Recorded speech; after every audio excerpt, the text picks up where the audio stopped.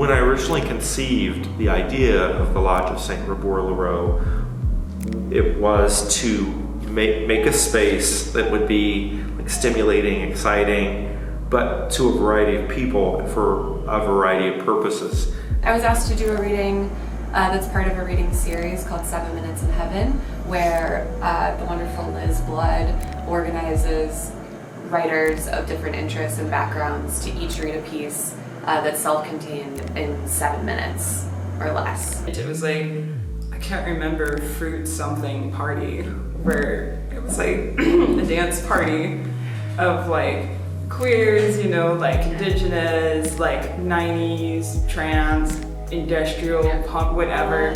We had this crazy experience of trying to communicate with James Merrill via the Ouija board. I don't know what this Lodge of St. Reborlaro, however you pronounce it, is about. And it's new to me, and I'm used to like kind of knowing what things are, and I met so many great people that night. And this is like what I feel is better representative, at least, of Tulsa in this particular area of Tulsa. Katie Orth, who is a gallerist in Tulsa, Oklahoma, had offered a solo show. She had in mind that she wanted me to show my drawings. I would like to show my drawings, but when I saw the space and thought about like what Tulsa could actually benefit from, I was like, well, sure, I'd like to show my drawings, but I feel like we could do so much more with an art space. And so I talked to the foundation about taking over Katie's lease to allow for a longer term installation that would provide opportunities for so many other artists, performers, writers, and just people in general in the community to come and occupy the space. With Young Policy, with a little bit of food, I kind of more communal format with everybody being in a circle, and the guests being right here in the middle, not too far away from anybody, not too high up from everybody.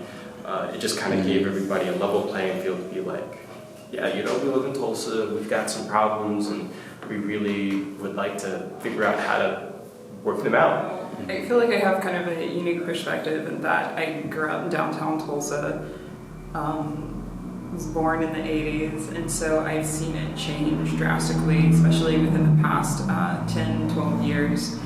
It used to be a place where as soon as 5 o'clock hit, you know, it was just us poor folk and the homeless people that remained. Everybody went back to the suburbs. So the type of art that I like to see is art that's really representative of the surrounding community, and not so much as is so often in the art world, just middle class, upper middle class white folk. Because the space is kind of a psychic inversion of a religious place, right? So instead of it being a church where you're sort of, there's all these rules, you're regimented in your thinking and your, you know, and your behaviors, furthermore, you know, your life.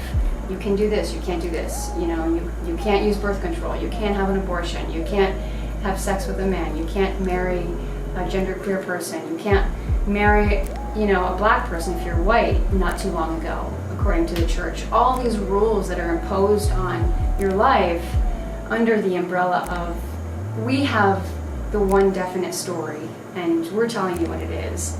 And you better learn it or there's going to be huge consequences on the other side for you. Using that kind of, really kind of fear-mongering, you know, and having that mediate your religious experience is really tragic. So your space, the lodge, really inverts that, and it embraces the pagan, it embraces the mystical, the occult, as a way of opening up spirituality instead of regimenting for you, this is the experience that you're going to have.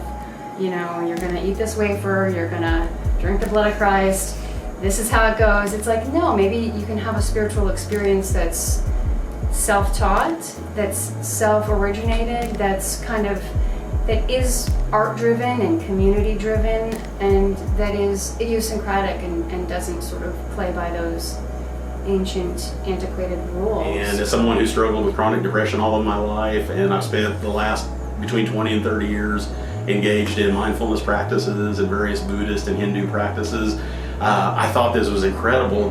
What really got my attention was the mix, the kind of the blending of art and spirituality and community. Like, it's most effective when people are not just there to be entertained or dazzled, but they're participating in it. So there's that type of investment, and there's that type of connection with other people that are there. Like, I think people are used to, like, you go to a restaurant to be served food, you go to the movies to be entertained.